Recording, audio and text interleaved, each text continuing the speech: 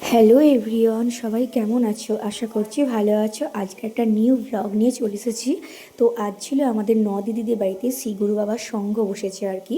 তো আমি শাড়ি টাড়ি পরে রেডি হয়ে গেছিলাম দিদিদের বাড়িতেই যাওয়ার জন্য। আর যেতে যেতেই দেখলাম মোটামুটি অনেকক্ষণ আগেই আরম্ভ হয়ে গেছে। আমি বোধহয় লাস্ট গেছিলাম আর কি।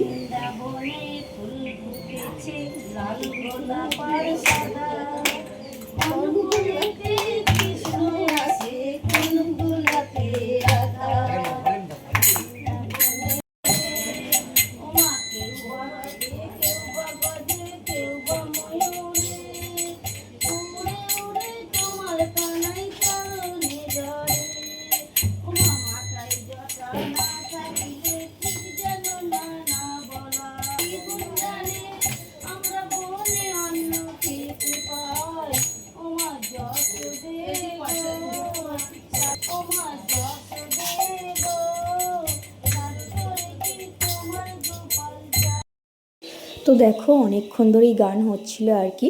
তো আমি আমার মেয়েকে বলছিলাম যে তুমি নির্মল করো গানটা করতে, কিন্তু ও এতটাই লজ্জা পাচ্ছিল, করতে চাইছিল না। আমার মেয়ে কিন্তু গান শেখে না, কিন্তু স্কুলে এই গানগুলো না মাঝের মধ্যেই করাতো, যার জন্য ও জানতো। তো যাই হোক, ও বললো করবে না। তো দেখতে দেখতে সন্ধে হয়ে গেল। তো সন্ধেবেলা যখন হয়ে গেছে, আমি ভাবলাম একটু বাড়ি থেকে ঠাকুরকে প্রদীপটা দেখিয়ে আসি, বাতি দিয়ে আসি। আর মেয়েকেও তো সন্ধেবেলা পড়তে পাঠাতে হবে, ওরও কিন্তু পড়া আছে। তাই দেখো ওকে রেডি করছিলাম ভালো করে। আর পড়ে এসে তখন এখানেতে নিমন্ত্রণ আছে রাত্রে খিচুড়ি ভোগ খাওয়ার। তো এসে আবার খিচুড়ি ভোগ খাবে। তো দেখো ওকে একদম রেডি করে নিয়েছি। রেডি করে নিয়ে একটু অনেকটাই অন্ধকার হয়ে গেছে, 6:30 পৌনে 7টা নাগাদ বাজে আর কি। আর ও তো যায় পাশের বাড়িতে প্রাইভেট। এই যে দেখো এই বাড়িটায় প্রাইভেট যায়, আর ও তো একা যেতে পারবে না যেহেতু সন্ধেবেলা। আর একা মনে হয় বাচ্চাদেরকে পাঠানো উচিত নয়। তো তারপর আবারও চলে এসেছিলাম।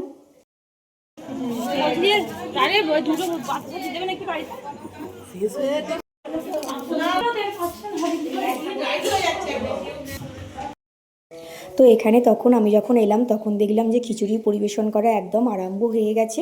আর আমি ভাবলাম বোধহয় এখনও অনেকক্ষণ ধরে হয়তো ঠাকুরের গান টান চলবে, তারপর খিচুড়ির প্রসাদ দেওয়া হবে। তো দেখলাম না, ব্যাপারটা উল্টো, একদম খানিকক্ষণ হয়তো হয়েছে। আর এ তো আর হরিনাম না যে অনেকক্ষণ ধরে হবে। তো যার জন্যই দেখলাম যে প্রসাদ খাওয়া আর কি আরম্ভ হয়ে গেছে। তো আমি ভাবলাম একটু হাত লাগাই, এসেছি যখন। তো আমি একটু এসে হাত লাগালাম, লাগিয়ে সবাইকে একটু প্রসাদ দিচ্ছিলাম। আর এই কাজগুলো করতে না খুবই ভালো লাগে।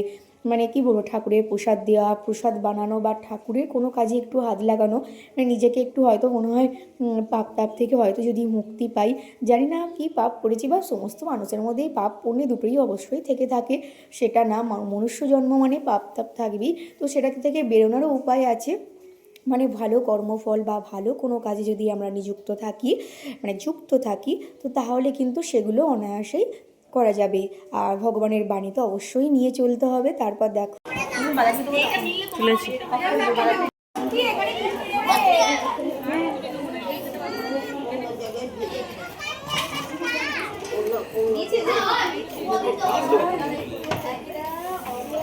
হাই বর্ষা হয়ে গেছে,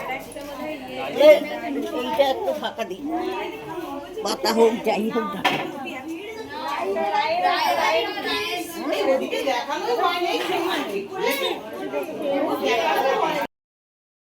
তারপর আমি আর বাসন্তী দুজন মিলেই কিন্তু পরিবেশন করছিলাম, বা আরও অনেকেই ছিল, কাকিমারাও ছিল, একবার মানে পরিবেশন করে চলে গেছে। এখানে কিন্তু খিচুড়িটা ছিল একদম মানে মুগ ডাল আর আলু চাল দিয়ে ঘি দিয়ে। রাঁধুনি বাউন এসেছিল অবশ্য খিচুড়ি পরিবেশন করতে আর কি। তার জন্য খিচুড়িটা তবুও একটা মানে ভালো খিচুড়ি বলতে, মানে খিচুড়ি তো খুবই সুন্দর টেস্ট হয়েছিল, রাঁধুনি বাউন বলে নয়। একটা মানে ঠাকুরের যে ভোগ হয় না, একটা ঠাকুরের একটা মহিমা থাকে তো অবশ্যই, আমার যেটা মনে হয়। তো এখানে কিন্তু ভোগ হয়েছিল আলো চাল দিয়ে, প্লাস অন্য চালটাও মিক্সড করা আছে। খিচুড়ি আলো চাল বা ঘি দেওয়া হয়েছিল, নানান রকমের সবজি নিরামিষ একদম। তারপর ছিল বাঁধাকপির তরকারি, চাটনি, একটা করে রসগোল্লা। খুবই সুন্দর, মানে এত ভালো আয়োজন। আর এই জন্য দিদিকে দেখলে এটাই কিন্তু আমাদের নদিদি। তো আমরা সবাই এগুলো ছিল, বাচ্চারা ব্যায়াম করতে এসেছিলো, পাশেই তো আমাদের ক্লাব।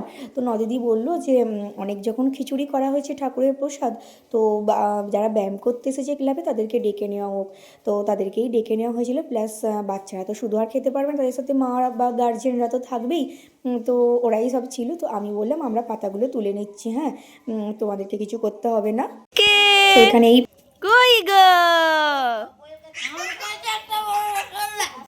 না চাইনিজ গার্ল, এটা আলোতে দেখ, চুলগুলো পুরো লাল লাল আসছে, চাইনিজ গার্ল।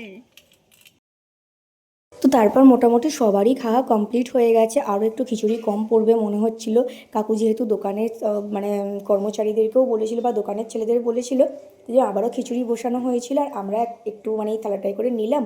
কাকিমা বললো একটু আমরা ঠাকুরের প্রসাদ, আগের প্রসাদটা একটু খেয়ে নিই, নাহলে হয়তো পরে আর পাবো না, মানে 1 চামচ করে আর কি, এটা তেমন বেশি না, কারণ এটাই তো আসলে ঠাকুরের প্রসাদ ছিল। বা রাঁধুনি বাউন রান্না করে গেছে, সেই সময় ঠাকুরের নাম গান হচ্ছিল, তো তার জন্য। আর এখানে দেখো কড়াগুলো সব পরিষ্কার করা হচ্ছে, আবারও খিচুড়ি বসানো হবে বলে, আর আমরা আনাজপত্রগুলোই কিন্তু কুটছিলাম। আর এখানে দেখো বাচ্চারা সবাই এবার আসছে, একে একে এসে বসছে।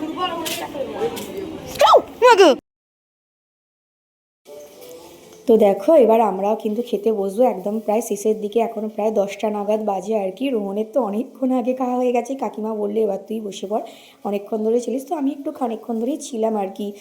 তো তার জন্যই আমরা দেখো খিচুড়িগুলো খাচ্ছি, খানিকক্ষণ ধরে ছিলাম, আর বসে থাকতে পারছি না, কেননা দুপুরবেলাও ঘুম হয়নি, অন্নপ্রাশন বাড়ি গেছিলাম। এরপর দেখো চাটনি রসগোল্লা খেয়ে এবার আমি বাড়ির পথে। ওকে টাটা, আজকে এই অবধি।